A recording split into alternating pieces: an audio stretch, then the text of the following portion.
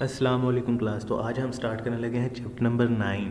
Chapter number 9 last chapter है हमारा physics का, ट्रांसफ़र ऑफ हीट कि हीट किस तरह ट्रांसफ़र होती है, एक जगह से दूसरी जगह हीट किस तरह ट्रैवल करती है। तो वो हमने बेसिकली यहाँ पे पढ़ना है कि हीट किस तरह एक जगह से दूसरी जगह ट्रैवल करती है। शॉर्ट क्वेश्चन है इसके। सबसे पहले हम पढ़ेंगे what is meant by transfer of heat. Heat transfer किसे कहते हैं?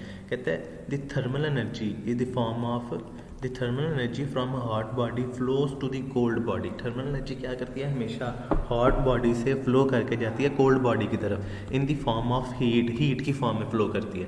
ठीक है, अगर तो आप आग जल रही हो और उसके पास बैठे तो आपको जो एनर्जी की फॉर्म महसूस होगी ना, उसे हम क्या कहते हैं? हीट कहते हैं। ठीक है, it is the natural process. ये क्या है? एक नेचुरल प्रोसेस है। ठीक हो गया। ये हमेशा इसका मतलब क्या है कि कुदरती तौर पर हीट क्या करती है? हॉट बॉडी से कोल्ड बॉडी की तरफ फ्लो करके जाती है। तो ये बेसिकली इसे हम कहते हैं हीट ट्रांसफ़र। उसके बाद क्या है? Why metals are good conductor of electricity. Electricity और हीट के गुड कंडक्टर्स क्यों होते हैं? रीज़न क्या है? कहता है कि metals contain free electrons. Metals क्या करते हैं? मेटल्स के पास फ्री इलेक्ट्रॉन्स होते हैं।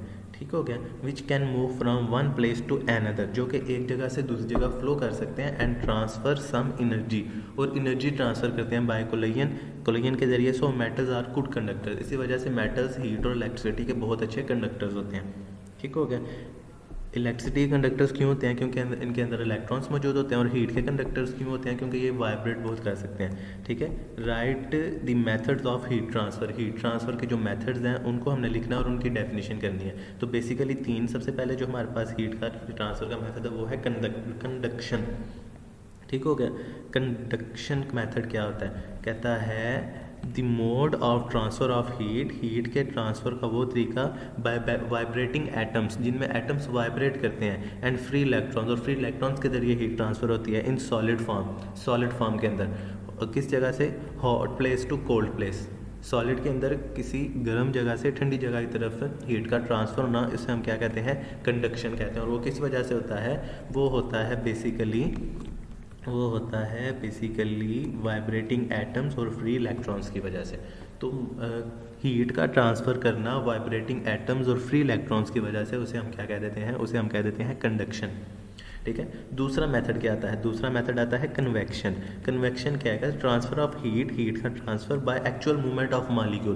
पूरे के पूरे मॉलिक्यूल्स की मूवमेंट की वजह से, पूरे के पूरे मॉलिक्यूल के एक जगह से दूसरी जगह जाने की वजह से, from hot place to cold place, किसी गर्म जगह से ठंडी जगह की तरफ, by the place is called convection. उसे हम क्या कह देते हैं? कन्वेक्शन। और ये किधर टेक प्लेस होती है? कन्वेक्शन बेसिकली लिक्विड और गैसेस में होती है।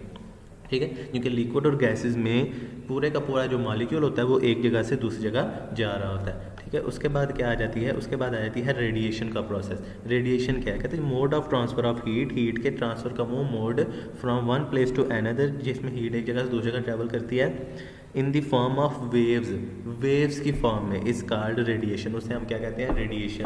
अब जिस तरह अगर हम धूप में बैठे हुए हैं तब भी हमें हीट एनर्जी महसूस होती है, और वो हीट एनर्जी किधर से आ रही होती है? वो सूरज से आ रही होती है। और सूरज क्योंकि हमसे बहुत दूर है, लेकिन फिर भी उसकी हीट एनर्जी हमसे पहुंच रही होती है। तो वो जो मोड ऑफ ट्रांसफ़र है ना, वो बेसिकली किस वजह से है? वो लाइट की वजह से। और लाइट क्या है? बेसिकली एक वेव। तो जब वेव्स फॉर्म में हीट एक जगह से दूसरी जगह ट्रैवल करती है तो उसे हम क्या कह देते हैं? रेडिएशन का प्रोसेस। उसे हम क्या कह देते हैं? रेडिएशन का प्रोसेस।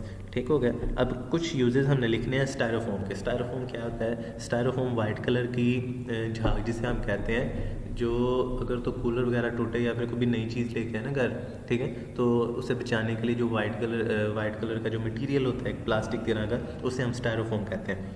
ठीक है। अब स्टायरोफोम के बारे में पढ़ लेते हैं। कहते हैं स्टायरोफोम क्या है? Styrofoam boxes are use to keep food hotter. ठीक है। स्टायरोफोम बॉक्सेस किस लिए यूज़ होते हैं? ताकि वो चीज़ों को गर्म रख सकें। जिस तरह अगर तो थर्मास की बात करें तो थर्मास के अंदर भी स्टायरोफोम यूज़ होता है। ठीक है। Use to keep food hotter, ice cream colder, और ये आइसक्रीम को ठंडा रखते हैं फॉर अ लॉन्ग टाइम, बहुत ज़्यादा लंबे टाइम के लिए। कूलर के अंदर भी ये चीज़ मौजूद होती है। As a styrofoam is a bad conductor of heat, क्योंकि स्टायरोफोम क्या है? हीट का बहुत ज़्यादा बुरा कंडक्टर है। ठीक है। इसका मतलब क्या हुआ? इसका मतलब ये हुआ कि हम स्टायरोफोम को यूज़ करके किसी चीज़ को ठंडा रख सकते हैं और किसी चीज़ को बहुत ज़्यादा देर के लिए गर्म भी रख सकते हैं, क्योंकि ये हीट को ट्रैवल करने की इजाज़त नहीं देगा। थर्मोस के अंदर अगर चाय रखें तो बहुत ज़्यादा देर तक गर्म रहती है। इस तरह कोई कूलर है जो अक्सर हम गर्मियों में यूज़ करते हैं, ठीक है, अगर वो भी टूटे तो उसके बाद अंदर से भी वही फोम निकलती है, और वो फोम किस लिए यूज़ होती है? कूलर के अंदर पानी को ठंडा रखने के लिए। और अगर तो आप कूलर के अंदर सिर्फ बर्फ़ रखते हैं तो वो बर्फ़ भी बहुत देर तक बर्फ़ फॉर्म में ही रहती है, सॉलिड फॉर्म में रहती है, वो लिक्विड में कन्वर्ट नहीं होती। क्यों? क्योंकि एनर्जी ट्रांसफ़र हो ही नहीं रही होती, ठीक है, उसको एनर्जी कहीं से मिल ही नहीं रही होती कि वो एनर्जी अटेन करके लिक्विड में कन्वर्ट हो सके। ठीक हो गया?